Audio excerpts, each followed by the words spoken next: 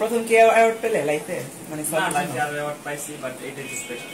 Special অনেক কষ্টের পর, অনেক কিছু অপেক্ষা করার পর, ধৈর্য ধারণ করার পর আসছে। তো তুমি তোমার ফ্যানদের উদ্দেশ্যে কিছু বলো এই গানটা নিয়ে।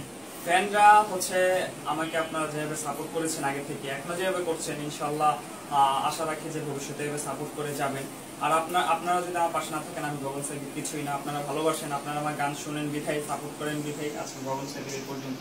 তো ইনশাল্লাহ আমিও ট্রাই করবো আপনাদেরকে, আমি বেস্ট ট্রাই করবো আরো ভালো ভালো কন্টেন্ট দেওয়ার জন্য, ভালো ভালো গান দেওয়ার জন্য। আপনার পাশে থাকবেন। আচ্ছা, দর্শক বন্ধু থেকে কিন্তু নেশার নৌকা তুমি অলরেডি তুমি 1 করেছো, 2 করেছো, তো এখন বর্তমানে বলবেন 3, 4 যেন আসে। আসবে হচ্ছে নেশার নৌকা 3 আসবে, তারপর নেশার নৌকা 4ও আসবে। দেখি তারপর যদি দর্শকের ভালো সাড়া পাওয়া যায় আরো আগাবো, না হলে এই পর্যন্ত থাকবে। তো আজকে নেশার নৌকার পিছনে যে কাজ করেছে জামিউল হাসান ভাই, তো তার মিউজিকে হচ্ছে নেশার নৌকা।